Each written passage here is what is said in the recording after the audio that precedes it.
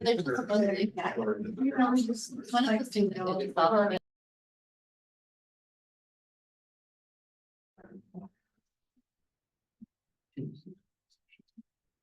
Okay, game on. All right, let's call this May 7th meeting to order and rise for the Pledge of Allegiance. I pledge allegiance to the flag of the United States of America and to the republic for which it stands, one nation, under God, indivisible, with liberty and justice for all. Thank you. Do we have any additions, deletions, amendments to the agenda? We do. Great. So under elementary school is a separate line where the action should be the action item, which is K-5 literacy curriculum. Oh. So that'll be, it needs to be at that title needs to be specifically added to the agenda so that the state can see that we had the board approve that.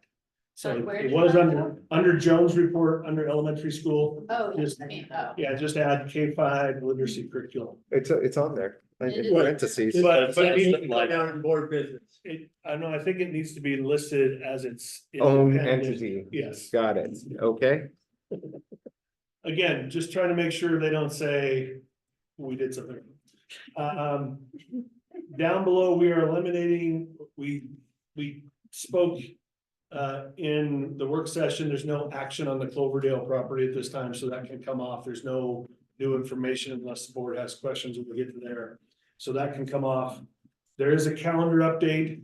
Joe's gonna present with an ask to change one day on the calendar that takes board approval, so that the calendar update is an add under board business. And then additionally, I'm gonna have an ask to use some of the loan and real money to look at our transition into a new facility for some of the planning to have the board approve that expenditure. And so that'll be an action item as well Under board business. under board business. And then lastly would be just the organizational meeting discussion. It's right now scheduled for July 2nd, which is 4th of July week. I'm actually probably flying in late that day, so if it isn't an issue and we know ahead of time enough, we're looking at recommending moving that to the night or some other day that might be beneficial to the board. But that's our organizational meeting, so it's typically not a big, we appoint who's on what committee, right, the stuff with the bank, so it's just really, it's not a lot of board business happening that day, other than appointing people to their roles for the upcoming year. We elect the chair, vice chair, etc. Got it. So, those would be the additions tonight. Perfect. Anyone else have anything? Anyone want to? I motion? move we approve the agenda as amended. A second. All in favor? Aye. All right, the agenda is approved. This is the time for community comments. Do we have anyone besides Steve? who- You signed up first. Okay, Steve, please come up and state your name and you get 3 minutes, sir. We need your address. Yeah, we need your address as well. Right. Name, address. 1843 Oxbow. Probably all have it memorized. Steve Swisher, live at 69339 Ox Yoke in the Tollgate subdivision for the past 29 years. I'm here to comment tonight on transportation on two short topics. One is the Rodeo Association has been doing a wonderful job of advertising on TV, the 3 broadcast channels, as well as on cable and a variety of places with new updated commercials. It's talking about their added day of rodeo. And at the end, each time they make a specific point in this ad that transportation is available by shuttle bus from Sisters Elementary. Now, the Sisters Elementary is the other way. That would be the community center. Yeah. So at some point, there might be some confusion. So whoever's communicating with the Rodeo Association, they may want to update their ad just to make sure that it's clear. So that's topic 1.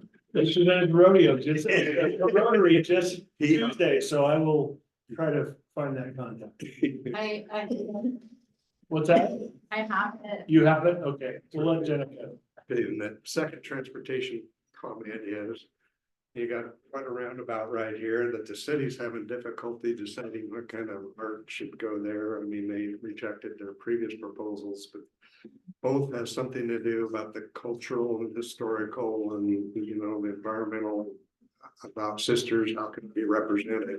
Going back to the drawing board. So I'm here to suggest the school board might consider loaning them on a long-term basis, the historic bell that's set here for many, many years, and it actually was part of the building that burned down on this site that housed the elementary, high school and all that, and set out there.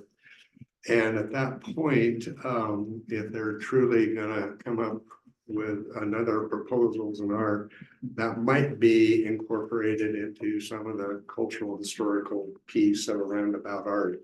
So that's just a two-bit conversation. You got a bell sitting somewhere in storage right now that might be put to better use to showcase in the community. So those are my comments. Where do Thank you you. think this bell might be? Over in the old. He gave you his address. I think it's stored over in the old transportation center. Okay. Hopefully it's not at the metal recycling. Thank you very much. That's a big crack in it. Great. That's right. Reagan? Thank you. Hello. Hello, Hi, Reagan. Reagan Roberts, 16016 Cattle Drive Road. I'm here representing Sisters Grow this evening, graduate resource organization that I'm the executive director of. And next Wednesday, 14th at 7 p.m. Jeff's gonna be there, excellent. We will be announcing all of our scholarship awards. So we had 68 graduating seniors apply this year out of 105, 110, which is about the same as what we had last year, but last year that was a record number by 20 students. And this year we will be awarding a record amount of scholarship dollars to upwards of $350,000 to those 68 students. Our generous donors have been even more generous than they intended as the process went on. Anybody that was planning to give one scholarship is now giving 2 scholarships, or they're Wow. doubling their amounts. It's been wonderful to see. It's why I do what I do. So I just wanted to formally invite you all to come check it out Thank you. I'm sorry, where is at the that? high school, At the high 7 school. p.m., More than $250,000, right? 350,000. 350. Yeah. Boy, Previous record was around That is 280. fantastic. Yeah, so it'll be awesome. You get to be there as a dad And in the auditorium, right? in the auditorium, and then, yeah, and it'll be short, like 45-ish minutes presentation, and then there's some other mingling afterwards for the donors and their awardees, but it's a good time. Jeff's been like, yeah, That's awesome. so come if you can. Yes. Thanks. Thank you very much. All right, are there any other public comments? Great. Business finance report. Let's talk more numbers.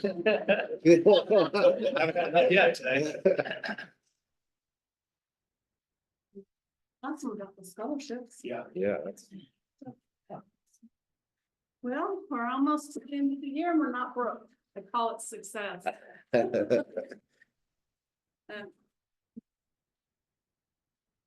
Nothing exciting to report. I was kind of looking at this closely. And I'm surprised in a lot of our line items, our expenditures are actually down this year compared to last year. I think that's good. That's, or they're not a lot more than what they were in the prior year, so. I think we're gonna end the year fairly well, so we can get started with that nice. With a positive balance to start the year. wow, that would Fantastic. be great. Yeah, it's better than the normal. Yeah. Now I'll let Kurt talk about that. Yes. Are there any questions? Does anyone have any questions? All right. Thank you very much. Okay, administrative reports. Do we want to do this elementary K-5 literacy Yep. first? Perfect.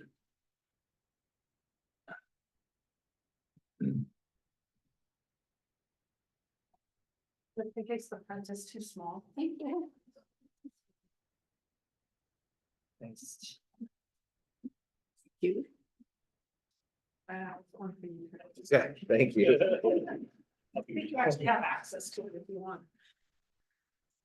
So, I'm here just to talk to you about, or propose to you the adoption of a new literacy program for our K-5 students.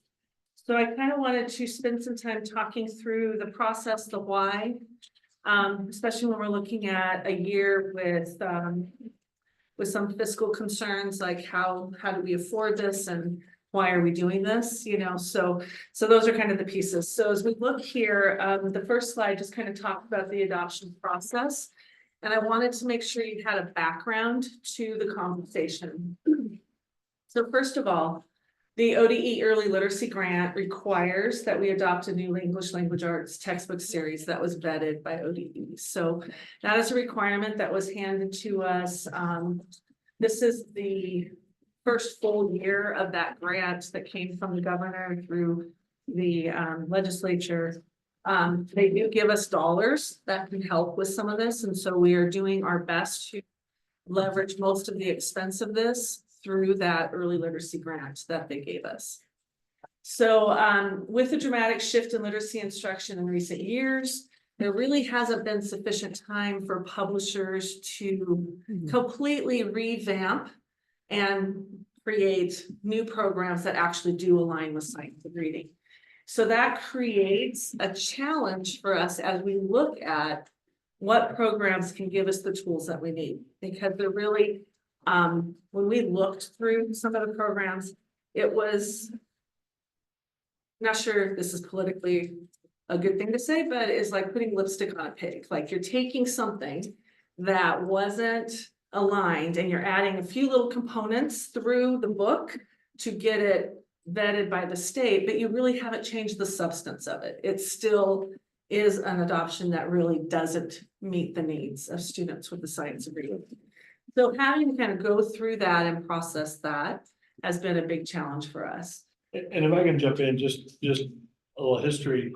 We haven't adopted a K-5 literacy because the last time we'd started working with UFly and our teachers were invested in the science of reading, and there wasn't a curriculum that really lined up with that. No. And so instead of adopting and buying a curriculum that didn't line up, we paused to this point, Right. and now it's a part of the requirement of the grant. And which is why we're moving Yeah. forward. So Wait, is it different than the one we talked about before? the integrated or the I think you did Yeah. ELD. ELD, which is English language development. Yeah, Yeah, Yes, okay. this is different. it's different. I Yeah. assumed it was. I don't remember how or why. Okay. English language development is for our multilingual learners and it's for a small select Okay, group of and our this is students. Just for the science. Okay. English language arts, this is This is all. literacy. This is all encompassing. And it's K-5. And it's Yes. K-5, yeah. Okay, thank you.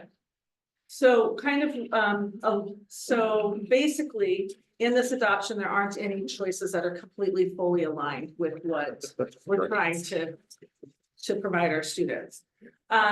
Hopefully 5 years from now, when the new things come out, there'll be enough time that hopefully some publishers will respond and you'll actually have high quality curriculum. That's what our hope is. So we had to figure out which one of these would give us the most tools that would fill the gaps that we've identified here in Sisters that still need the filling. So, and just as a reminder, I just put here, standards are the curriculum, textbooks are tools. So a lot of times when we talk about a curriculum adoption, we realize like, it's still the standards and we're just using this to help us to teach those standards. But rather than our teachers having to go out and create and spend hours and hours and hours trying to find materials, giving them something that gives them a tool to help them do what they need to do is a benefit for them. Yeah, it's just a resource. Yeah, And when did the early literacy grant come into effect? this year was the first year of implementation. So then you'll see here what Kurt was alluding to. The other Central Oregon districts did adopt in 22, 23, 23, 24. Part of that is there are bigger systems. So it's harder to move a dial in a big system. How do you get 50 kindergarten teachers to align and we are a district with 4 kindergarten teachers who can quickly and nimbly respond, who are dedicated to providing the best quality instruction for our students. And so our teachers actually started 5 years ago saying there's gaps and what are we going to do to fix that? So we have already done a lot of things, including UFly, Hegarty, some other science of reading aligned curriculum and programs that we have already put in place. So we weren't in panic mode, and we were like, what we're doing is working. We have realized that for our 3rd, 4th, and 5th grade students, having multiple texts that they can compare and contrast, having texts that they can annotate, those kinds of things were a gap that we needed to look at and address. So that is why we have kind of moved forward with this adoption. We've taken all year to really kind of look at that. Because again, there wasn't like the A+ curriculum that everybody's jumping into that has everything that we want. And so it was really weighing out what we already have in place and what would complement what we're doing, and really, again, focusing on the standards. So I'll go to the next slide. So just to kind of help you understand the process of what we did, we identified key areas of focus, which I just kind of shared that with you, with the phonics, the phonemic awareness that we addressed with you, flying those pieces, as well as then being able to have text and good mentor text for students to be able to annotate and to compare, contrast, to really to look at different text and what they could do with that. So we went through the ODE list. We narrowed the choices to the 6 best options based on the criteria on the grid, okay? So then we reached out a little over a year ago, and we got sample kits from the 6 publishers. And then the literacy team spent a day doing a deep dive and looking through them all. There were 2 of them that were immediately to the side, nothing has changed. It's still not addressing the needs. And then really looked and went deep with the other ones to see. We ended up narrowing that to 3, and then those 3 were out in our commons area at the end of last year. The teachers all had time, really looked through them, had a voting process, really considered pros and cons, and had a lot of conversations about that. And then we were supposed to narrow it to 2 for piloting. But really we narrowed it to 1 to pilot, and then the other 2, it was a mixed bag. And so we kind of left at the end of last year. We knew what we would start the year piloting. And then we figured in the middle of this process of piloting the first, we would figure out what the second one would be that we would take a look at. So along with that, Brittany Brown and myself are a part of the Early Literacy Consortium that's here in Central Oregon. So we are with literacy leaders from the other neighboring districts. And so we were able to hear one of the curriculum that we were looking at, Redmond has adopted, 1 Jefferson County has adopted, and 1 Bend has adopted. So being able to have those professional conversations and asking what's working, what's not working, why did you choose it, why did you not, some of those kinds of things kind of interwove with the decisions that were happening at the site level with the teachers. Then, so basically, after we made, the next, oh, you got it, perfect. So this fall, we engaged in a process of piloting the first publisher, which was Benchmark Advance. And we piloted that in the fall and had a lot of conversations about that. We also went, we took a teacher from each grade level, Jada, the vice principal, myself, and Brittany, and we went to Jefferson County. We went to Buff Elementary, and we walked through the school. We saw the instruction in action. We had with the principal, the curriculum director for the district, as well as their instructional coach, and hear what was working well, what wasn't working, and be able to have that professional conversation. And that, I think, really helped us to see that this could be a very viable option for us as a district, that it had some of those pieces. At the same time, Benchmark was realizing that they were doing work with UFly to align their curriculum with UFly. And so that component came out mid-year this year. And so that was another piece as we were looking at the process. And what does that stand for? Or Or what? University of Florida Literacy Institute. Oh, that's right. Okay. And their materials are, they really don't want to make money off their materials, so most of it's free and it's on their website. We purchased the teacher editions, but really it's a low cost, high utility program that really makes a difference. It is the cutting edge of curriculum, and this is our second full year of implementation of UFly. So in November, we chose a second option. We tried piloting it in January through March with mixed success. And it became very clear to us that that was not going to be a viable option for us. And so we ended up, we processed, had conversations, and it was very clear that the benchmark advance was the one that was going to fit our needs the best. And so that is why I've brought it to you. We've had the materials here in the district office for a month to allow the public to be able to come and to look at it and to have any comments if they did. So our proposal, if we go to the next slide, is that we would like to adopt Benchmark Advance. It is a comprehensive curriculum. It's actually K-6 curriculum, so it fits our K-5. It's the only literacy program that has collaborated with UFly, which is at the forefront of science of reading. They've created a system of decodables, K2, that's within that strong partnership. And they have been able to create these decodables that our teachers can just pick up and actually use with the UFly that we're using. So it's very user-friendly. The big thing that we've discovered is lots of literacy programs claim that they have decodables, and almost all of them are not decodable. Decodables are basically that kids can use the simple phonics rules and they can pick up the book and they can read all the words in the book.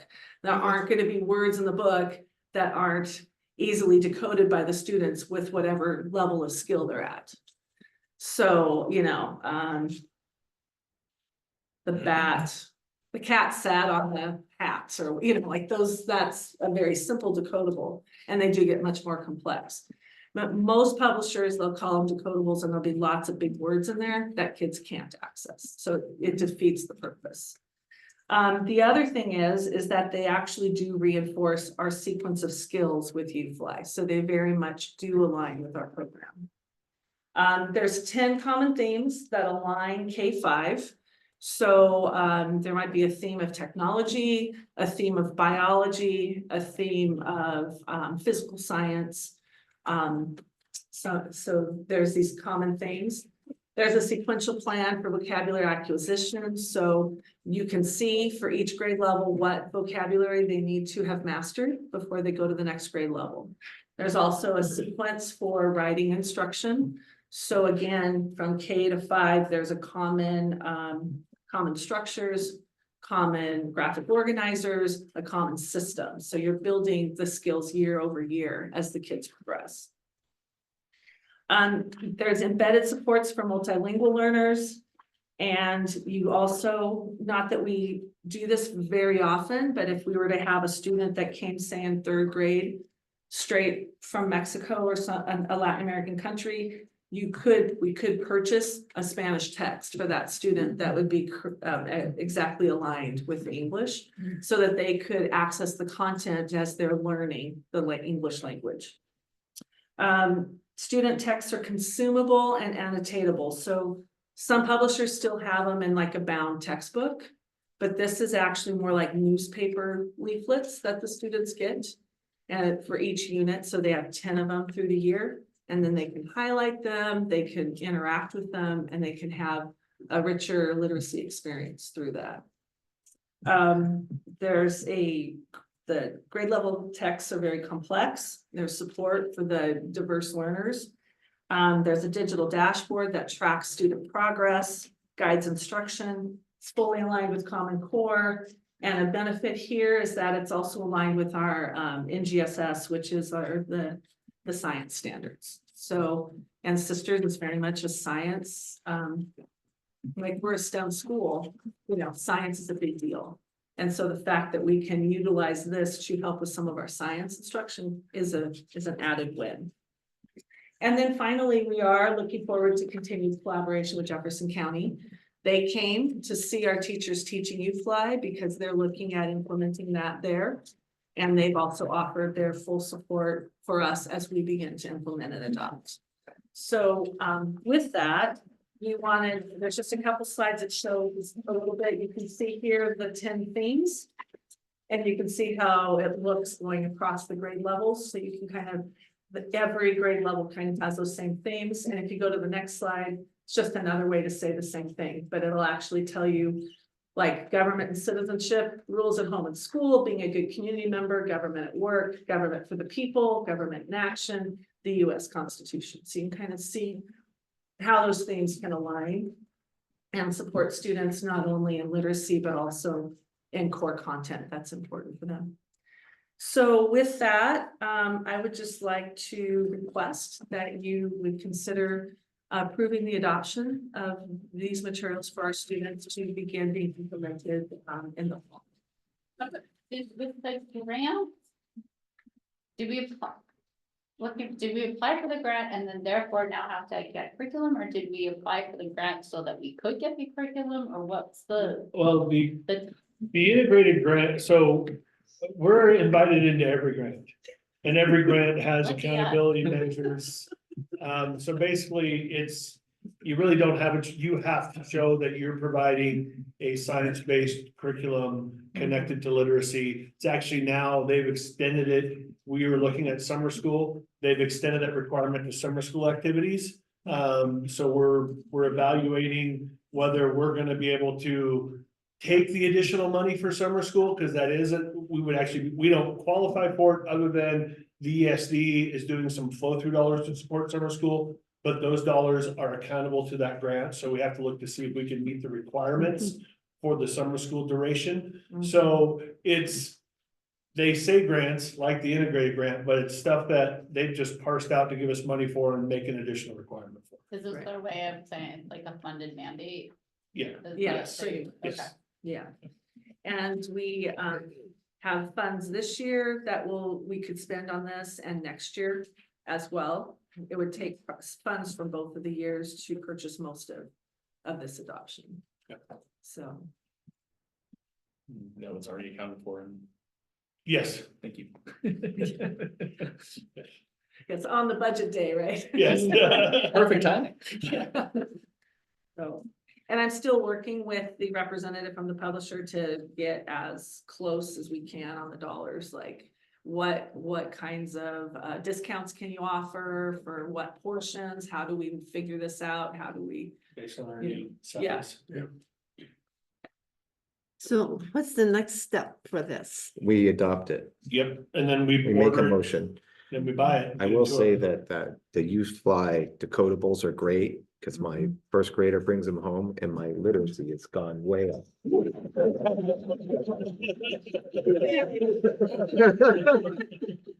Well, I learned that the curricula, I was like, oh, I feel so smart right now.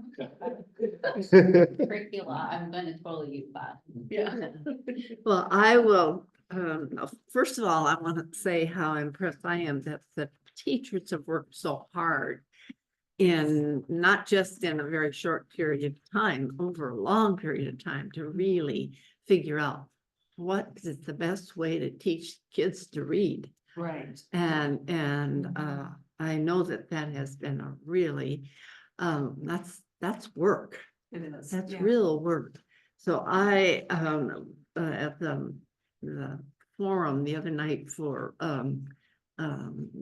school board, candidates, you know, the question was asked, what are you going to do to make sure everything is getting better? And I was thinking, well, they keep doing what they're doing because, you know, you have been doing exactly what has been needed. So I would like to make a motion that we adopt the English language arts textbook. It's a benchmark The bench. advance. Let's see, what's the right wording here? We would like to adopt the benchmark advance K through curriculum five, yeah, literacy. for the K-5 program. I'll second that. All in favor? Can I comment? Oh, sorry, go ahead. I would like to second Edie's comments here. The extraordinary effort of the people at the elementary school is just beyond the pale. It's just really wonderful that you invested so much time and energy into making sure we do the right thing with this, and I appreciate that. Our teachers are pretty phenomenal. Yeah. You know, they are always looking for ways to improve their craft and to meet the needs of their students. And if one kid is not succeeding, they want to know why Yeah. and what we can do to help. So that's really on our team, is phenomenal. Yeah.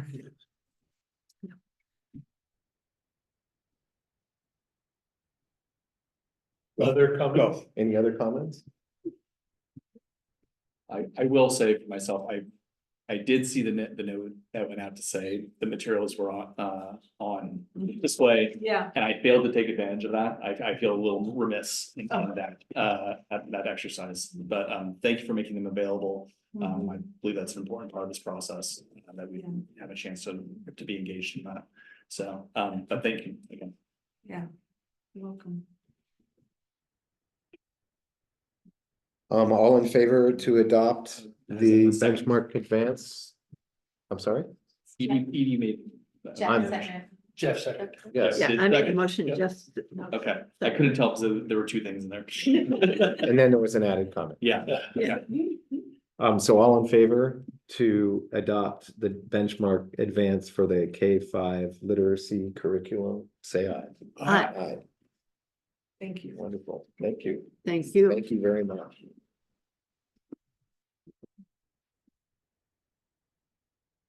Do you want to give a elementary school update at all, or is that just, that was plenty. That was plenty, didn't know if there was anything else. What I will say is we're planning for some really cool things for the 5th grade transition to 6th grade. With Tim Roth doing some really fun things to celebrate that transition and make that happen in a really exciting way. And we're also in the middle of planning a legacy hike for 5th graders that would include staff, so it'd be after school on Friday, June 6th. We're just trying to figure out where that hike will take place, but we're looking forward to just building some new traditions as we look to the end of the year. Yeah, and that's a good plug for Tim. Tim's father Yeah. is not well, so he's with him right now, so that's why he's not here to present tonight, so. I'm sure he'll be, well, we hope that things get better and he'll be here next time. Thank you. Hello. Good evening. Hello, sir. Just, it's relatively brief tonight. If you picked up today's edition of the Nugget, you'll have seen an article in there about our kids being able to participate in a new class that we ran. It was relatively impromptu. It wasn't even one that we forecasted for last year, but the ESD, some folks from the ESD approached Tara Morris, one of our SPED teachers, about the possibility of running a class that they had got some funding to support. And so we kind of jumped all over it, and she had a whole bunch of students, some that she serves, but also just general students and that wanted to be part of the class. And it's kind of like I sort of view it as like a little bit of a preview of some of our priorities moving forward. I think probably some of you've heard that, we've had a few new requirements come down from the state level. Sometimes that's hard because most of the time they don't come funded. But also it's an opportunity a lot of times to evaluate what you're doing and see if there's a way to make things work, within the existing resource structure. This is one of them. Last year or the year before, Joe was just reminding us, that this was going to be a thing. And one of the comments he made, I remember in an email exchange, was, hey, this could be, I know that sometimes the state gives us mandates and sometimes we just shoehorn them in different places and move on, but this is one that we could really take advantage of to rethink what we're doing. And so I totally agreed with that comment. And moving forward, a big part of the work we're doing with the strategic planning committee, that we've been meeting with Dr. Hess on. A big part of the high schools, you know, our work is gonna be looking at how we can kind of regroup on inspiring kids, you know, about their future and giving them ways to look into what's on offer, and particularly trying to emphasize paths that are just emerging and unfolding and not just you know, doubling down on, you know, college for everyone, even though that's obviously still a critical part of what we do, and we're still doing a lot of college prep stuff, but offering new opportunities. So we've talked in the past about trying to enhance our internship availabilities and all of those sorts of things, and just leveraging the great things that kids do kind of on their own accord, and just trying to bring into view how those things can you know, get them credit in their scholastic experience. So this is just, like I said, it's a little bit of a preview of where we're trying to head. And this, by the way, this isn't the Nugget article, this is just the blog that I share with our staff every week. But I just captured some images of the kids out and about. So there's one of the things that's been nice about partnering with ESD is that they've been able to fund a lot of stuff out into the community for the kids. So they're getting out and getting their hands dirty and doing different things. And that part of it, unfortunately, is just for this year. That I don't know if you're aware, but of all the educational institutions in the region, it feels like the ESD is one of the ones that's really having to tighten the belt because so much of what they do is grant funded.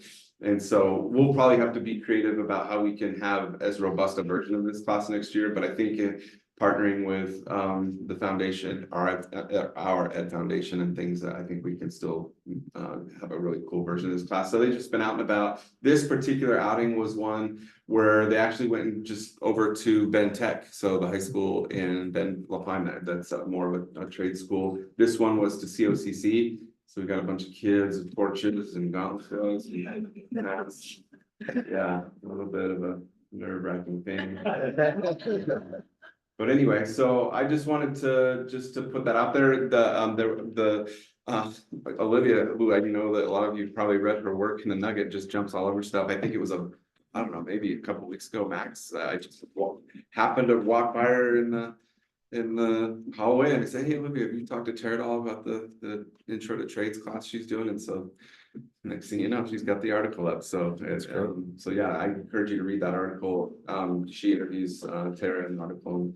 So I had a good perspective and comments from her about how excited the kids are. And our goal would be that, to the degree that, you know, we're still offering a similar version of the course next year, to instead of me coming and talking, having the kids come. But I didn't want to burden Tara with that. This is their first time doing it. And so anyway, yeah. So other than that, any other questions in general about what's going on in high school? I hope you do have the kids come and tell us, because I love it when they come and tell us what they're doing. Yeah. What do we do with internships, or where does that program run there? So Thanks for asking. yeah, so right now, or historically, we've always had an opportunity for students to do internships. In other words, there's a course ID code that lives in our handbook and a description that talks about kids being able to get credit for internships. But I feel like it's been a little bit of an afterthought. And then the same thing for work study, kids that are out, you know, getting paid for work. They've always been able to get credit. But there's been, I think, a little bit of reticence on the school's part to, you know, promote it too heavily, because then all of a sudden, you know, we believe in what we do inside the high school too. So I think that's maybe been a bit of a legacy, not just of Sisters High, but in general, like, you know, teachers are, you know, we believe in what we do. So we think it's great. But so the shift in emphasis is, I think, around just acknowledging that there are just a ton of really great options for kids to go out and get real world experience. So some of the ways that we feel like just immediately low hanging fruit for us is we've already had kids that have been pushed into elementary and middle, helping with programming over there. So that's one of the obvious ways that we're gonna try to promote our internal internships. And then Amy Bionda is offering some opportunities next year to have some of our students get involved with communications at the district level and do some work with her. So there's some, you know, some of those entry points are already in place. And then from there, Kurt and I just met with Eric Strobel from EDCO, which is Economic Development in Central Oregon. And he's kind of, his footprint is mostly, I think, in the Sisters area. And just talking, and so we've opened, you know, a channel with him to make sure that, to the degree that he's aware of businesses and industries locally that need and that could use students and want to get involved. You know, so we've got that channel open. And then between our counseling department and our new college and career coordinator, we feel like we've got more meat on the bone, more structure. And I think it's just going to be kind of sky's the limit for kids who want to take the initiative and be creative on how they get across the finish line. Really thinking for our juniors and seniors, especially connected with Aspire and interest space, that there's an opportunity to connect. Some place-based learning opportunities with some volunteers and some connections they already have or interest they might have. And put some structure around it to create some both independent and or multi-credit opportunities for kids that mirror things that we do, like in IE where they're doing, you know, they're getting an English credit, a PE credit, and a science credit, right? So they can be weaving those things in. So we're really kind of fleshing it out still, but really excited about what we have already in place that could create that kind of support structure for that month. So. Any questions? Oh, it sounds awesome. All right. I'll be sad to lose that from ESD though. That's. Yeah. Well, it was, you know, I think it was more than anything, it was just them coming in and saying, here's what's possible. And, you know, and so we're just gonna latch onto it. That class that the state, or the requirements that the state put forward, we will have 2, 3, or about half, well, probably close to half our kids in an actual course next year. So where we've slotted it into programming is it's gonna be from sort of here on out, it'll be a 10th grade required course. But in the meantime, we've also got to get our juniors their credit as well. So it's going to be a couple different teachers operating it next year, but we folded the course into Avid. So we've always had an Avid 10th grade Avid elective. And so we've just kind of taking the base that our Avid programming has, which has always been, you know, an eye toward the future and getting kids the executive functioning skills they need to be successful in high school and after, and just taking the state standards and saying, what are we already hitting? And then what are we folding in? But what's great about that is doing it in the 10th grade, you know, a lot of our 10th graders are going to be either 16 when they're moving on to 11th grade, or will turn 16 very early in their 11th grade year. So they're going to be, you know, a lot of them will, you know, get driver's licenses and getting jobs. And so it's kind of like a year where they can, or not a full year, it's a one-term course, but it's another way that we can just be more deliberate about it and basically set them up for making sure that they know the opportunities there. For looking ahead for their future. So so that educational requirement starts next year. Yeah, Okay. Yeah. And so that will then impact the electives that are Yeah. offered or yeah, assigned. yeah, and that's kind of been the trend a little bit where this isn't, you know, per se specifically a social studies elective, it kind of tracks with that a little bit, but like the personal finance requirement that the state added and then the civics requirement that the state added has kind of rounded out the social studies programming. So they'll do 3 years of kind of, here's what you're doing, and which is unfortunate in a way. I mean, we believe the things they're going to be doing are important, but it's also nice for them to have some choice. And this is a way of, so I was a social studies teacher, those were absolutely a part of the Yeah. social studies content when I started, then they went away and they were folded in, right?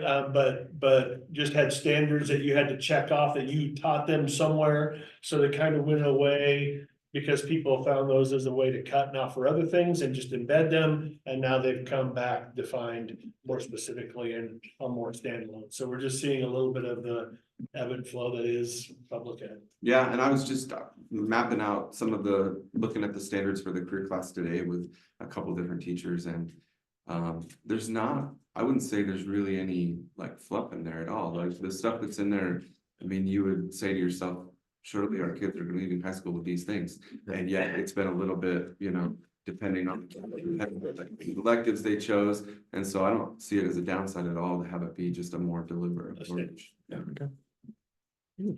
Perfect. Thank you so much.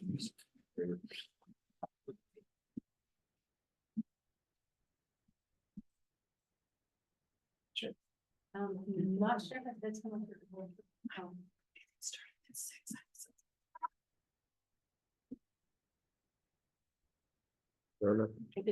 Hi. How are you? Good evening.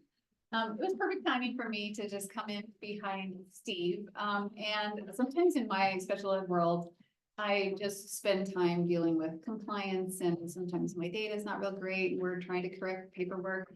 But I ran across this tiny bit of data that I really enjoyed looking at. So I'm just gonna give you a little snippet, and it came from Sisters High School, their Youth Truth Survey that we did in the fall of 2024. And I don't know if you know much about the Youth Truth. So it's basically a national student feedback survey. And it gives candid, anonymous insights from students, families, and school staff about their school experiences. So really, it's an authentic, more than anything, a student voice. And really, the reason that we give the Youth Truth Survey is to help schools and school districts better understand the perceptions of their stakeholders, mainly our students, like how are we doing for them? And more than anything, what I really like about Youth Truth is that you can drill down on separate pieces of data. So looking at it broadly, you know, as a building or for my comprehensive counseling staff, or ELD or special ed, I started diving in just looking at the special ed components of it. And I was pleasantly surprised to find out of the 6 categories. So this is the belonging and peer collaboration category, where they ask a series of questions to describe the degree to which they feel welcome at their school and have collaborative relationships and their classmates. And out of the special education cohort, we ended up in the 95th percentile on how our students answered the questions in that That's huge. category. Yeah, pretty exciting. I was like, wait a minute. Under the academic challenges question, Sisters High School students were asked to describe the degree to which they perceive their academic environment as challenging, supportive, focusing on effectiveness of teaching methods, the rigor of their assignments, the encouragement to persist through difficulties, and the overall preparation for future academic success. And that we ranked in the 83rd percentile. Wow. As far as relationships go, the students were asked to describe the degree to which they feel they receive support and personal attention from their teachers, 79th percentile. College and career readiness, they were asked to describe the degree to which they feel prepared for college and careers, focusing the perception of school support, developing college level skills, understanding application steps, identifying career interests, and planning for future goals. 73rd percentile. And I think this is the last one, culture.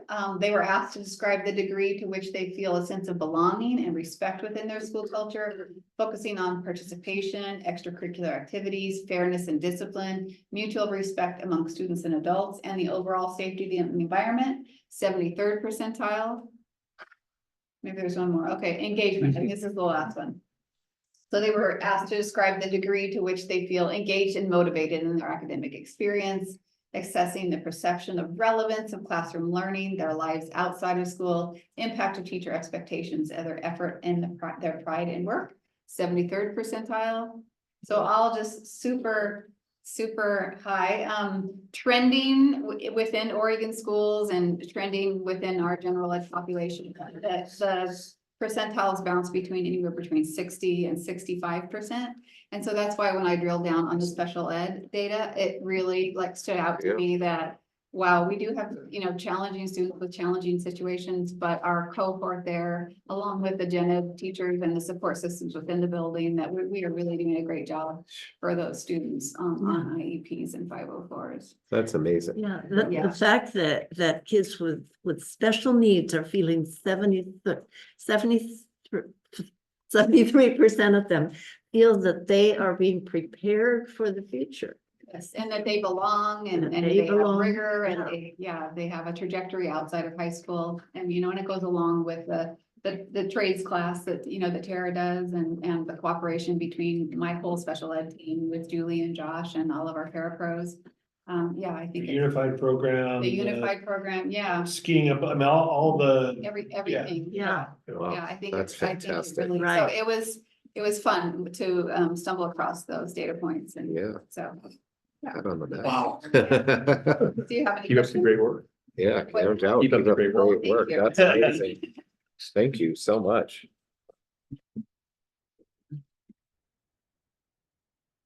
Okay, so I hope everything's okay with Tim and his dad, and I guess we'll move on to you, sir. Yes, so you see, as we are closing out the year, we actually grew at the elementary, but dropped a few in the other buildings, so. We use that 1150-ish to be our beacon of growth and our projection for next year's budget, which is 1170. We have tended to, minus this year, grow about 20 kids. So we're, again, anticipating that one year does not make a trend and thinking that that's where we budgeted for 1170 is based on that number.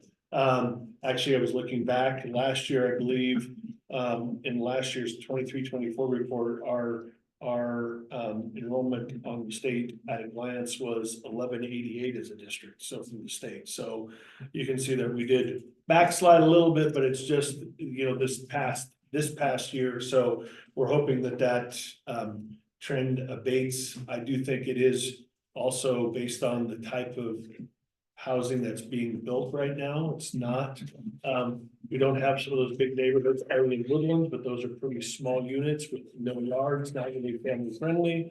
And so, I think as UGB expansion happens, I think as the Northwest Housing Alternative, affordable housing option comes in, even though those are apartments, they tend to bring in families and more affordable. So we're hoping that we see some impact from that as we move forward. And we continue to look at, I think some of these families are people who have homeschooled who are now doing art and other specials in the building and starting to incorporate into the building as that happens. So we're seeing some of those things happen as well. So we continue to do our due diligence to connect with families to see if we can get them in the system and why they're not, and then also looking at the growth of the, we're still growing.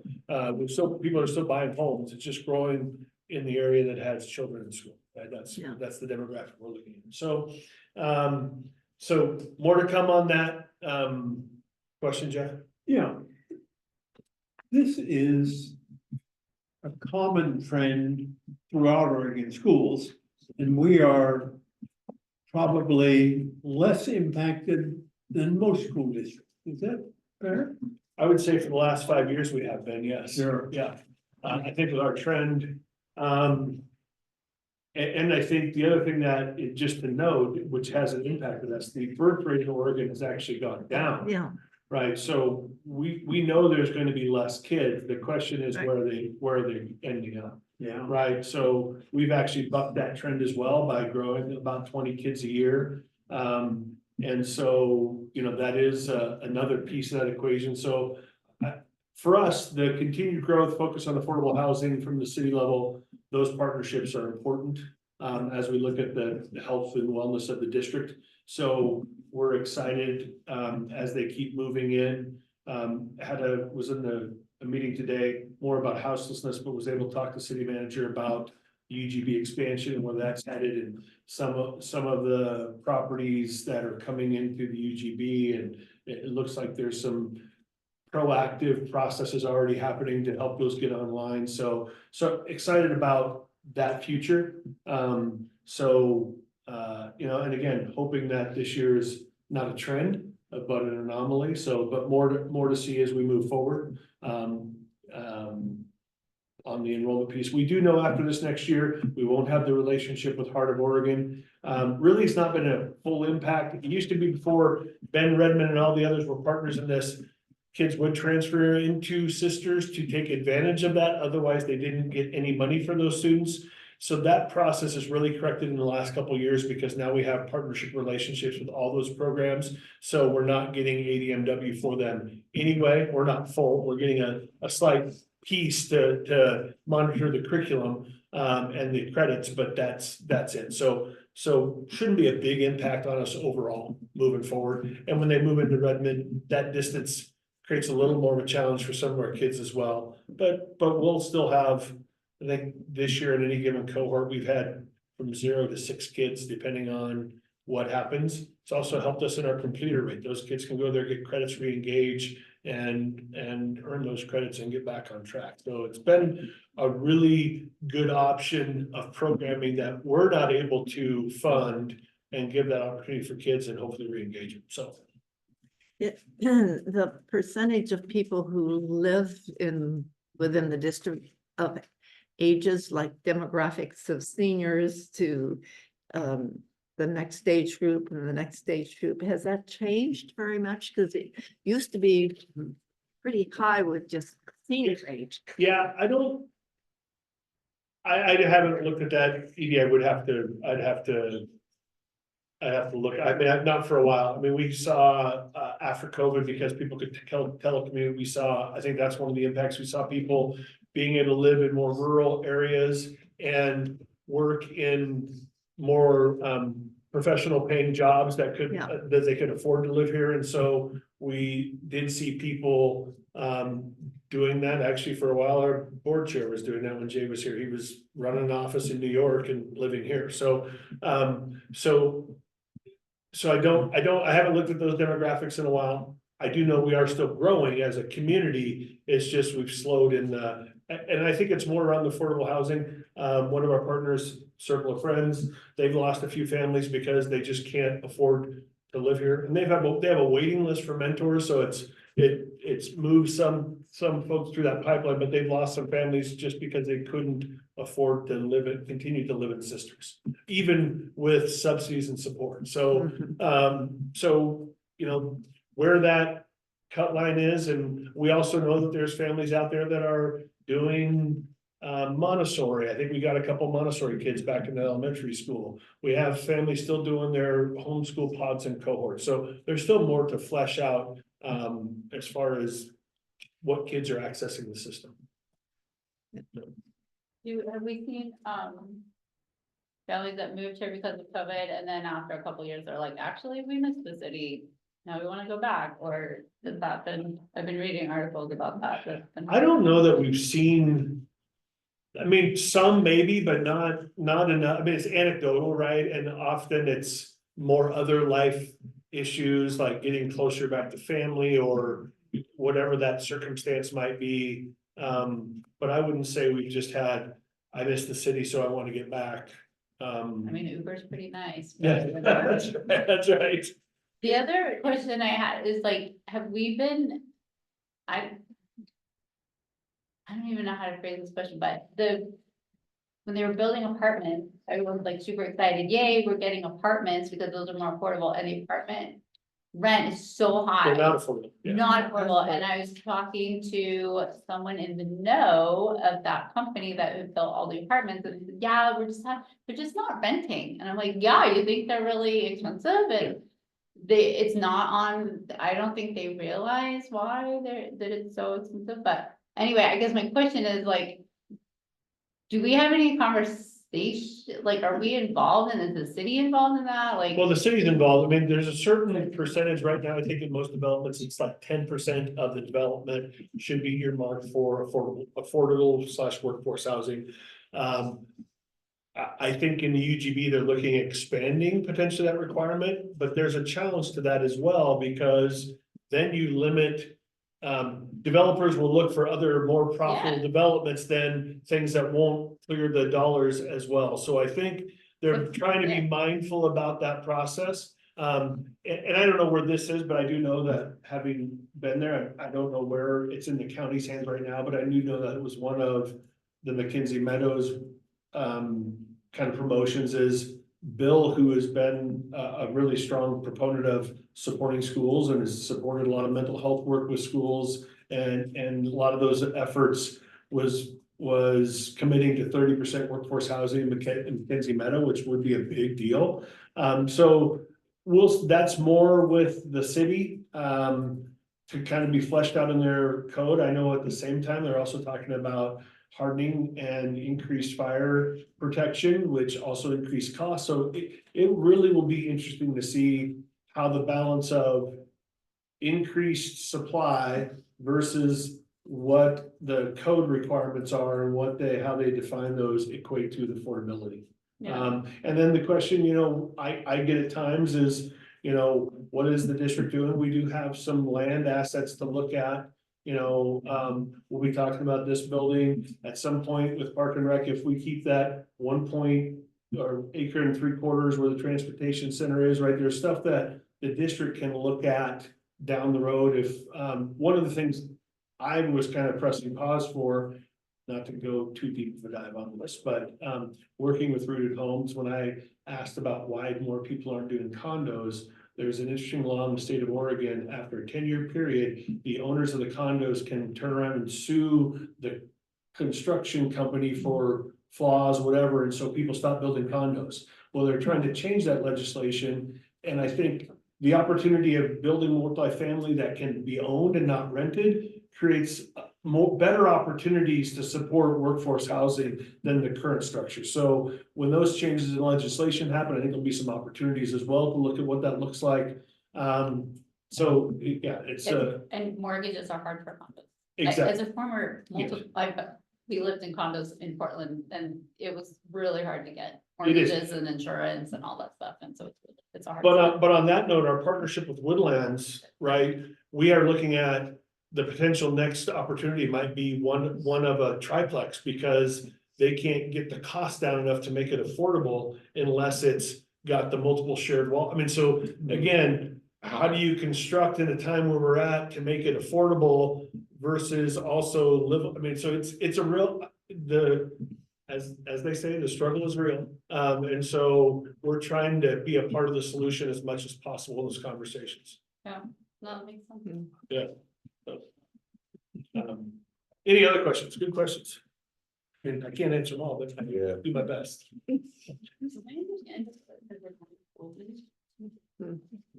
What's that? That we're actually, I'm like, am I actually reading this right? That we're down 40 from Yep. last spring? Yeah, Yeah, okay. that's Yep. a lot. But on the year, more like 25. Right, because we ended really high and we started below where we ended, we had a summer move. Yeah. And then typically, again, for us, the last 6 years have been after Christmas, and we just haven't seen that this year. Minus actually our elementary school has grown, so. All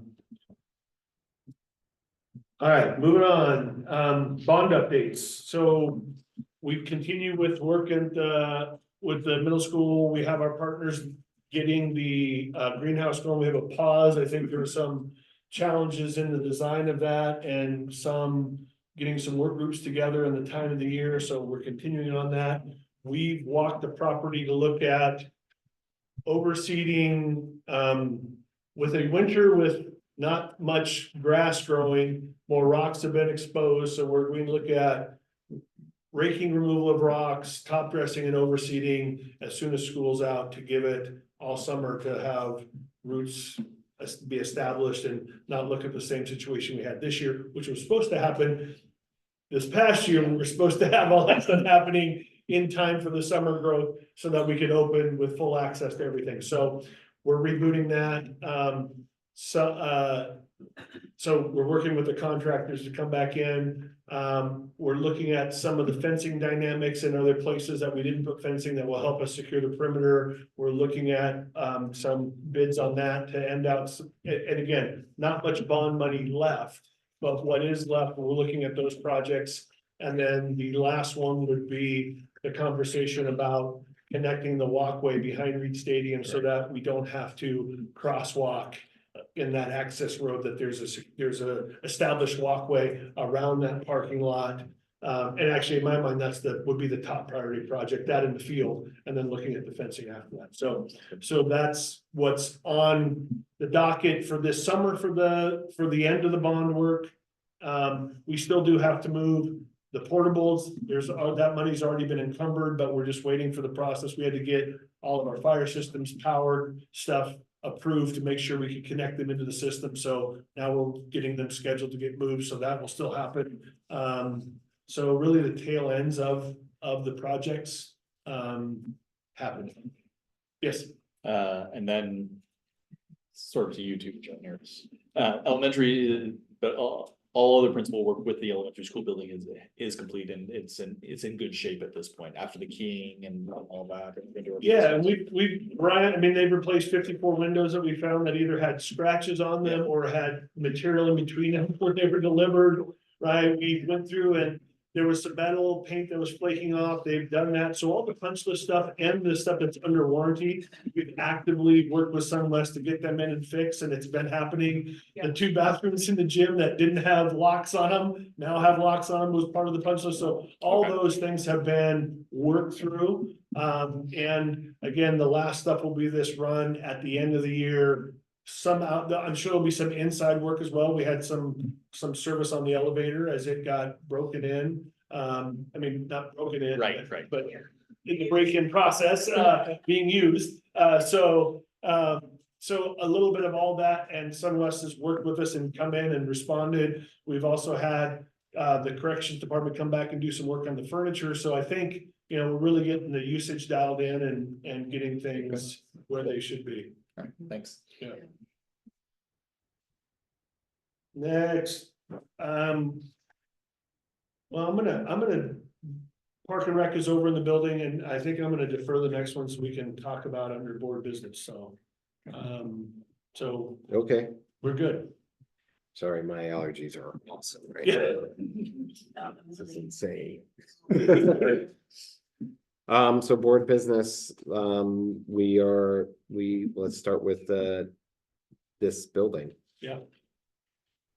So we have some action to decide on our 3 people that came last night. Yeah, and to give some clarity to our spectators, so the board had a work session last night where prospective realtors came to talk about their evaluation of this property, because the board has shown some interest in putting this property on the market, because as the Park and Rec took over the new community center, the old elementary school, it freed open the Cofield Center for an idea that instead of the district on the bond language was building a new elementary or building a new district office, there's an office space already there. So looking at that would free up this property as really not needed for the district at this end of town when all of our schools are at that end of town. So they interviewed the 3 last night, and I think that it'd be time for the board. Can't make a decision in that, but I think it's for further discussion, and the board for give me some direction about who to chat with. So because there's 3, how do we just make a proposal at this point, or? I think that you could make a motion, have discussion, Sure. and Yeah. then that, if the motion isn't acceptable, then people would ask or people could make counter motion. So I would say if there's somebody they feel strongly about, that there should be a motion, potentially a second and dialogue, and then see what progresses. Perfect. This motion would be to authorize you to continue to develop. And to engage in one of them, Engage. with basically a contract for service. Okay. I'll make a motion that we authorize the superintendent to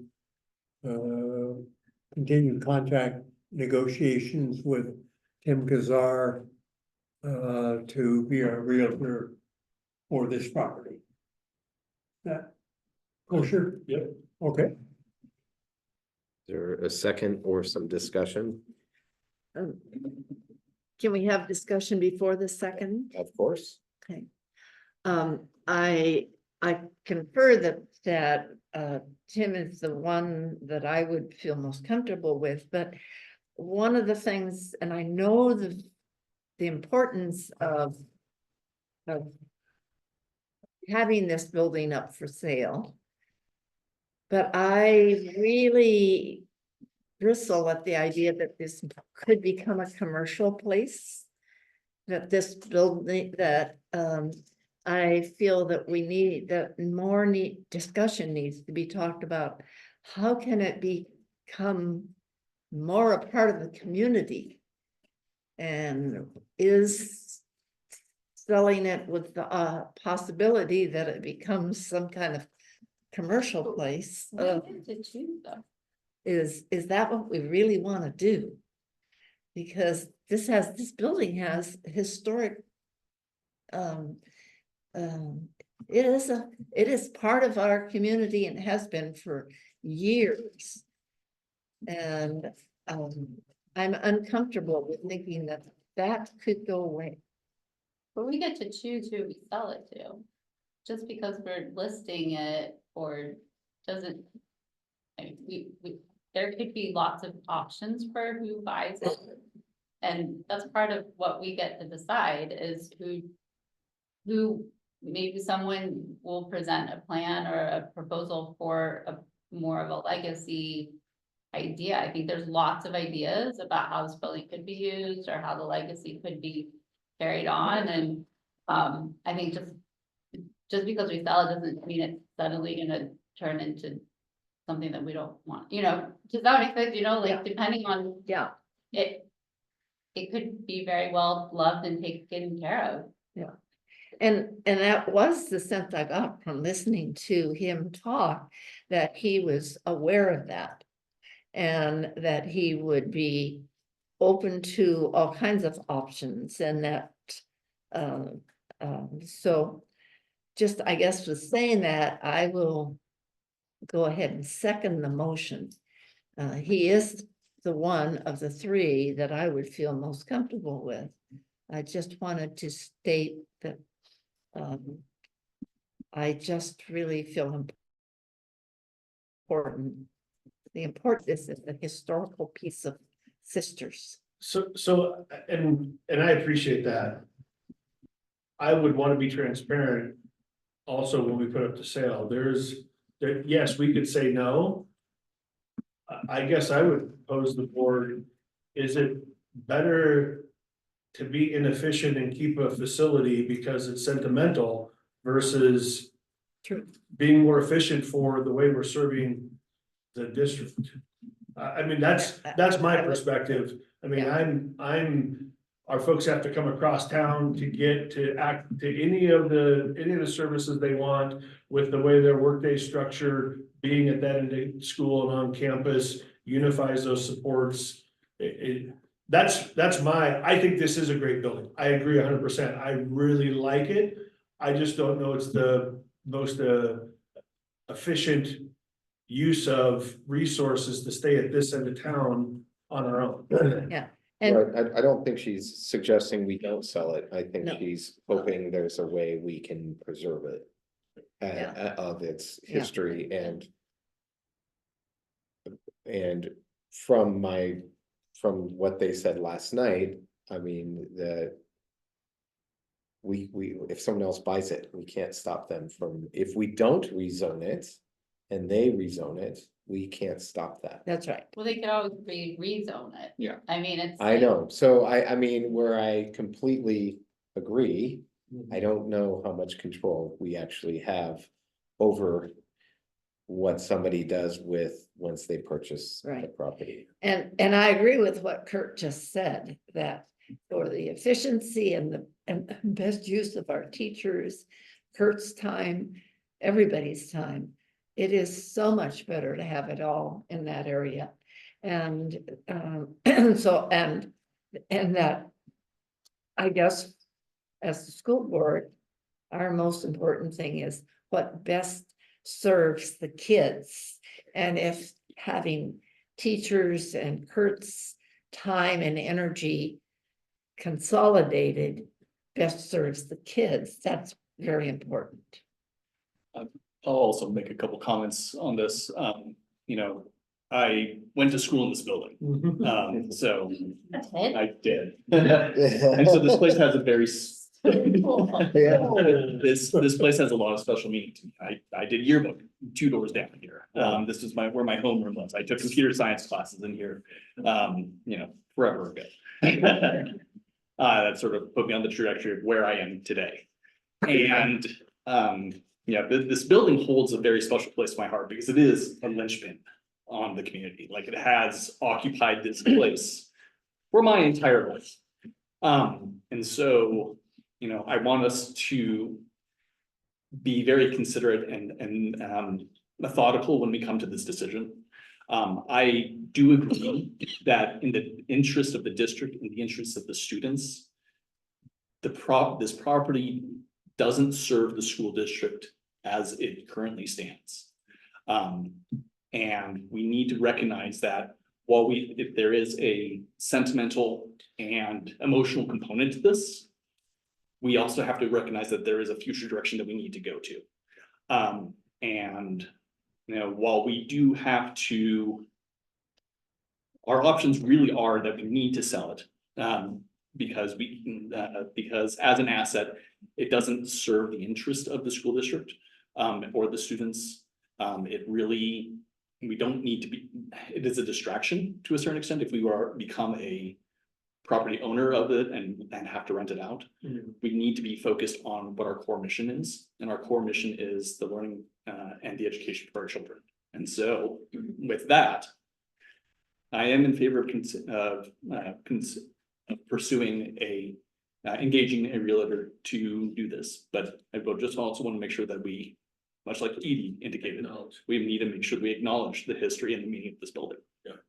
For the motion though, is there any concerns about him or? No, Any but discussion on the actual? I think the motion is just for Kurt to engage with Tim, I don't think we're approving a sale by this. motion, No, correct? it's the next step. Well, I think the conversation is when you enter with a contract with somebody to promote and sell the property, that's what they're gonna start. Yes. Right, I mean, and again, going back to the discussion we had the other day with the bond. Right, you guys approved SunWest and me as the facilitator, as the district, to spend the $41 million on the bond with them. And so I think again, and I would be communicating with you, but I would act as that intermediary in the agency of that with the district. In an effort to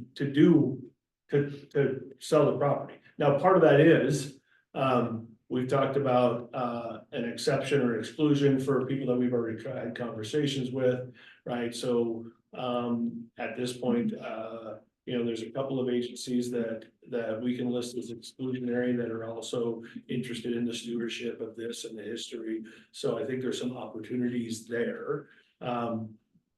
But also we don't know until we start moving forward. And in that process would be also working on the zoning applications, looking at the property, right? And do we split it? Do we not? At least starting those processes, not necessarily finishing them, but getting them in the works. As we discussed in the conversation with all three. So that's what I would take this as, you guys sending me forward. Yes. With that. Yeah, we have to get Well, started. but- And so this is the starting to the conversation. of Right, what but I might think go- there does need to be clarity. If somebody comes with a contract, would that contract be presented to the board, or are we just giving you power to accept the contract right now? Because I think the board is saying that they. Well, to be would clear, want to make sure I they, wouldn't just accept it without communicating with you. right, of course, Right, I mean, the question is, as was pointed out, that creates a whole nother cog in the process of the timeline of an offer coming in and whether, I mean, so I guess that's a question for you guys. No, that's I fair. mean, my understanding of the Leave process nothing is up. if you guys give me the ability to do the business, you're taking the step as the board is saying, yes, we're liquidating this asset. You're giving me the marching orders to execute that and communicate with you. But just like the bond, you didn't say, wait a minute, Kurt, well, I'm gonna stop on there because I saw this thing and that thing and I want to sit in on this, right? That's the operational side once board has made the decision to move forward. And again, of course, I'm gonna communicate those things. of course. But the nobody- function of trying to get everyone back together to have a vote in a timeline of accepting an offer could be problematic. Absolutely. Now, 'Cause they're phone usually calls are different. 24 hours, or. Yeah. Yeah, Yeah, but I we think it would. Yeah, I think we would wanna be in the loop on 100%. like, who comes forward with the offer, that's. And you guys can decide that it would require you to vote on it. I mean, I'm just Mhm. saying operationally, that creates another layer, Understood. yeah, to work through with any prospective folks.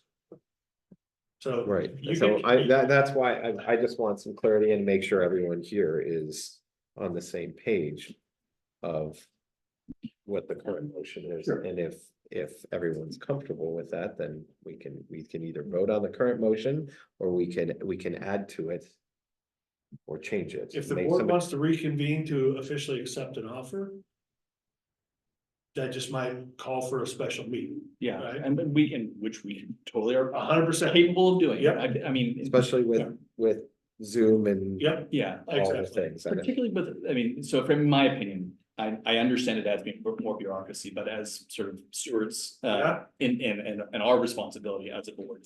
You know, I wanna make sure that, you're absolutely gonna communicate with us. I have full faith and trust in that. Yeah. But I also wanna make sure that we have sort of a collective decision, that we are making, as to whether or not we approve the acceptance of an offer. So that Yeah. gives me clarity. Perfect. I will move forward, but I will be the steward, but final decision with will that? be left. to I the think vote of the that's board. that's, Yeah, I think that given the actu- sensitivity of it, just mostly also, it covers you. Yes. that's what I was right? going to say as well. Like, It's- so that you're not out dangling as like the fault of like, 100%, I agree. if things go awry, like, then, yeah. Yep. Yeah, So I think we have clarity then. Okay. Yeah. So Do we need to, yeah, do we need a remotion? yeah, do we need, do you want to just, why don't you just Sure. make a motion? So I move that we proceed to. Have my notes, engage Tim Kazar of Kazar Property. Whatever his company name is. yeah, it's like, it's right here. And engage in listing the district office and subsequent property for sale. And any offers that are entertained for acceptance would be reviewed in special session by the board. I second that motion. All in favor? Wait frantically if you. All in favor? All in favor? What Yeah. happened to the first motion? Oh, wait. It I'm just, not it just voting. goes away because It just goes you away. didn't vote on it. Would you like us to vote on that one first? Um, Do we need to? can we just make this second motion an amendment to the first motion? And Yes, essentially replace it? sure. It pretty Okay. much is. The only Yeah, thing that's- that was different is I added. thought that was Yeah. kind of what it The was. final was offer an comes amendment back to the board. It just seems kind of unruly to. Yeah. Have a motion that was seconded that doesn't Okay, get acted upon. So, What was it voted? we didn't quite vote yet. Yeah. we We're- didn't vote on it. okay, So we have amended your first motion. There's some emotion involved. First Yeah. motion. So Eric's motion, I'll basically, just withdraw my motion. I think that's, you guys, Eric said the motion in clarity. I think I would just withdraw your motion. Okay, That one's accepted, we move forward. I move that we withdraw my first motion. Excellent. I'll withdraw my second. Okay, There's mine. Great. Right. I would like to second Eric's motion. okay, All in favor of Eric's motion to engage Tim Kazar, for Kurt to engage Tim Kazar with the contingency that any contract will be presented to the board in a special session, say aye. Aye. Aye.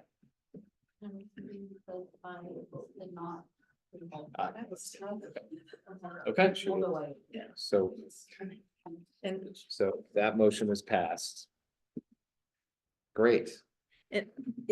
as you are engaged with him, Kurt, I would, to me, this seems like this is larger than just the school district, I guess. I'm thinking how wonderful if the city also kind of gotten, I mean, I just Yeah. feel that there needs to be big discussion with Tim on possibilities of this. I guess I'm not saying that very well, but Well, I think to the presentations came the other night, it's hard to second guess buyers, yes. right? I mean, we can't make somebody want to use this or, also, I would say the real challenge in this, which is why we decided, I believe one of the motivating factors for selling is the idea of being a landlord and use under the current zoning and the ability not to really look at a return that benefits the district. So I think those will be challenges along the way. I mean, again, I have some cool ideas, but I can't make those other agencies say that's a cool idea and want to invest the money. So I think it is the first step. We always can say no. Yeah. That is the benefit of being the seller. So I think, the conversations and engaging with Tim around those parameters and the concerns. And looking at a couple of the exclusions is where we'll move forward, and I'll keep the board informed as that materializes. Thank you. Thank you. Any other comments on that before we move on to a calendar update? Well, can we do one more thing with facilities before Joe talks calendar? Sure. So on that note, we need to start planning, and so I'm asking the board for to approve access to some of the lumber mill monies to look at capital improvement, and that is planning for moving this office to the Coalfield Center, engaging an architect. Our folks, Amy and Ryan, have worked to kind of come what a basic floor plan would look like. Now we need to get someone who actually knows whether it meets fire code, egress, access, all that stuff, to actually start investing in the permitting process to do that work. So that will take some investment. So I'm asking the board to approve at this point, more than 50, because I'm not 100% on what the architect's going to charge us. They are, it was $2 million for BLRB before they became Sage. So of course that was a $42 million process. But to start engaging in that and laying the work for that potential move. And what was your budget? I didn't catch that. Right now, no more than 50,000. Okay. There's 114 unencumbered right now in the lumber mill. You said 114 currently? Yes, and I don't know what it'll cost to do that, but I would like to point out that if we need to put money into rezoning this property, that estimation was around 50 as well. 20 to 50, yeah. So I'm just throwing that out there that, like, I don't know where that money comes from if we go that route, but We need an actual architect. So when Tim Bizarre. my hope in that process is whether we have some at the end of our bond funds. That'll be more clear, and if there is a need, Okay. that'll be a conversation in June. So I just think it's important to look at what we have because we're in a unique situation. Yep. And this fund is the only one that I know that it isn't slated for something, but it makes a lot of sense to Yep. slate it for something that might make the district more healthy. Yeah.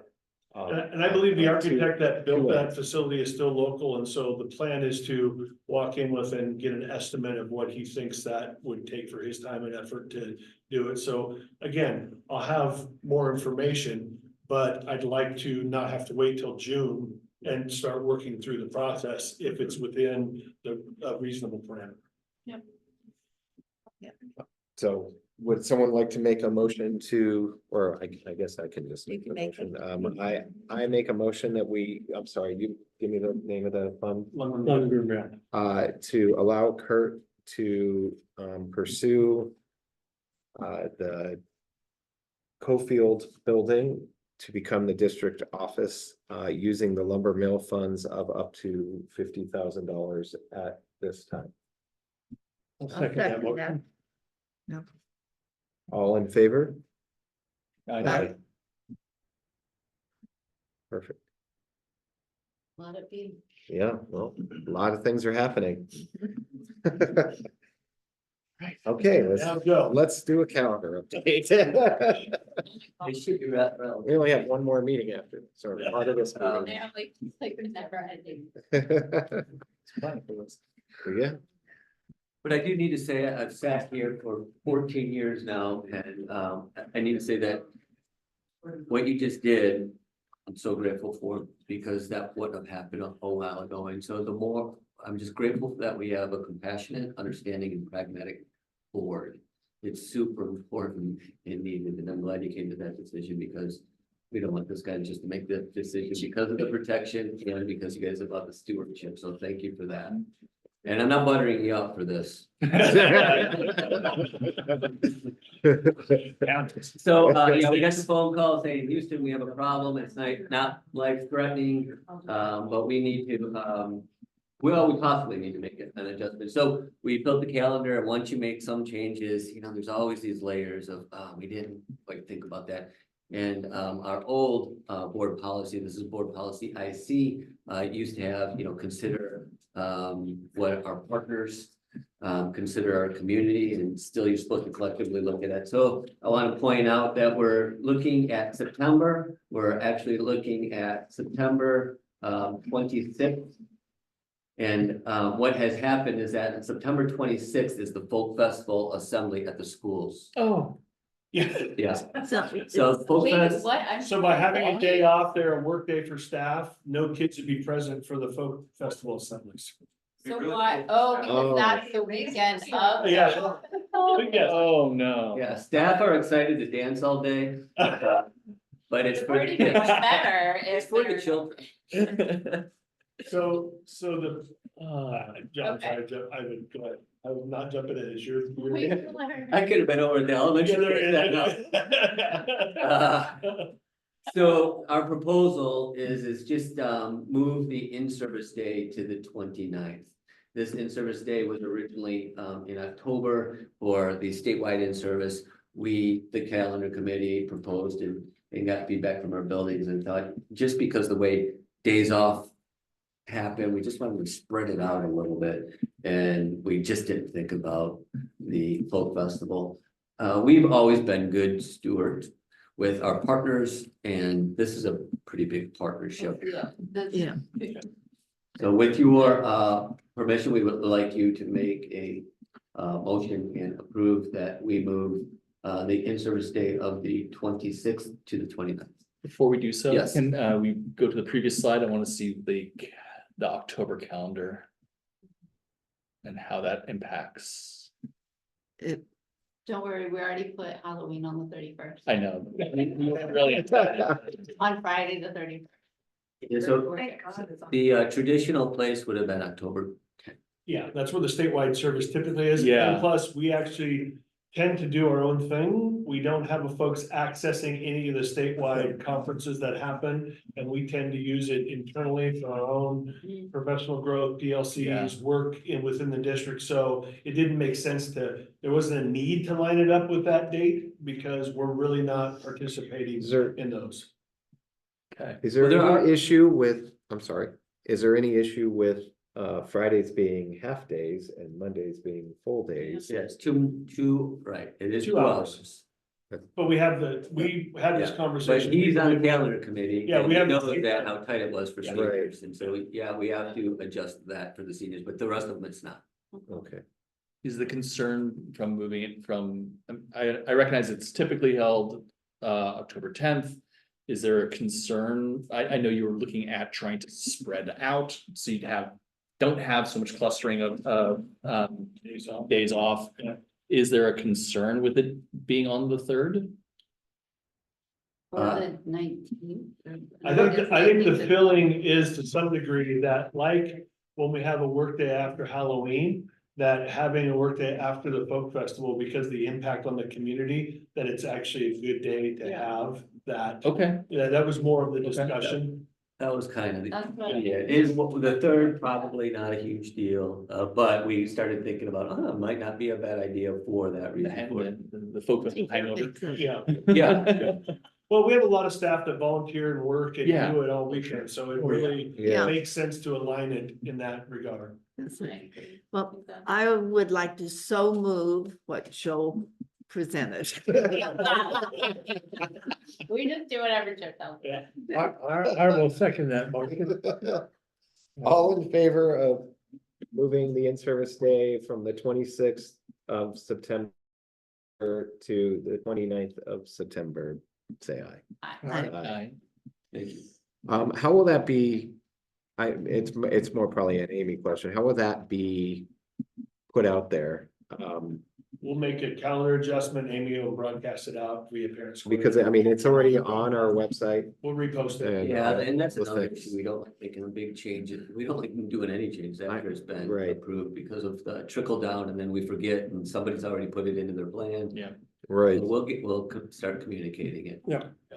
right. This was a fairly small one, but you're right. Any of them make an impact. They sure do. Yeah. Mhm. Cool. Thank you, man. Thanks, sir. All right, I think we're up to executive session at this point. Yes. Good. So, why don't we take a 5-minute break here, or what's back in our regular board meeting, Mhm. and at 8:48 and 30 seconds, this meeting is. Oh, we have to- Oh, yeah, no, I gotta approve my contract. I'll talk about the next meeting. sorry. I'm I'm not here, I'm gone. I can't see. And the consent agenda. And the consent agenda. Let me find my trusty bit here. I apologize, I got excited. Please forgive. All right, so.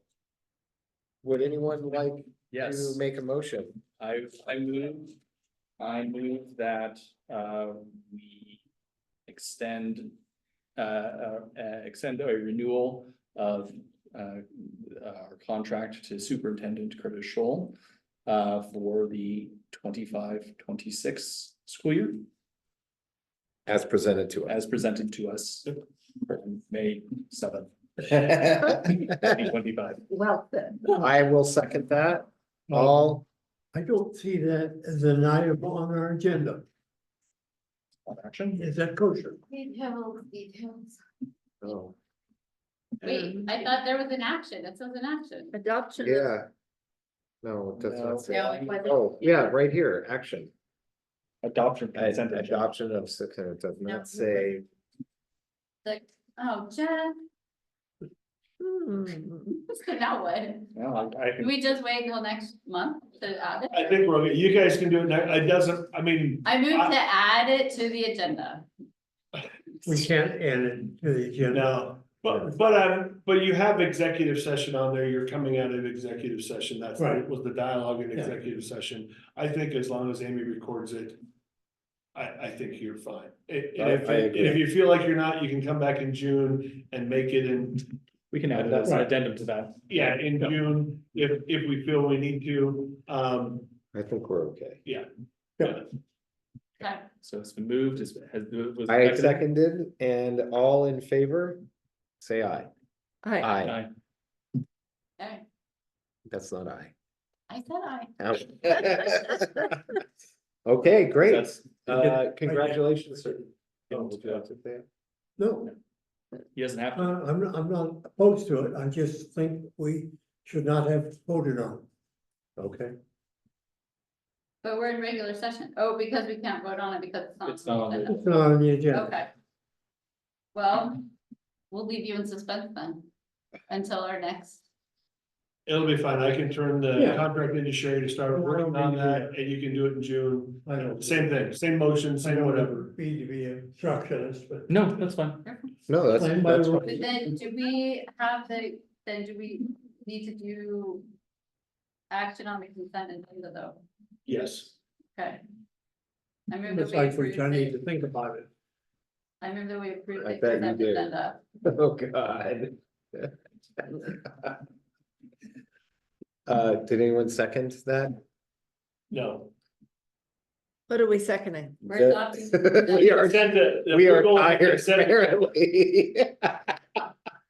I second, I move, somebody move it? yes. I'll second it. Oh, God.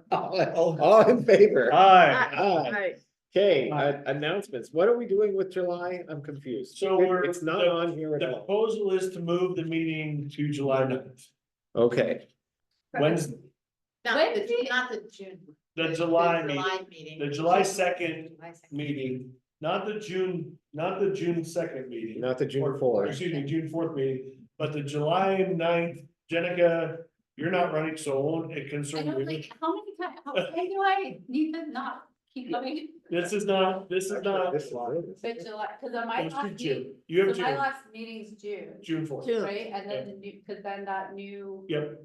The new ones will be inducted. organizational meeting. Whoever that's is July. elected, if they're new, will be inducted on the 4th, and then we will do the organizational meeting to appoint committees. Okay, I might come just for fun. So, So that would be the 9th of July. July 9th. Okay, so a problem for somebody? Maybe, but I have to look at my calendar.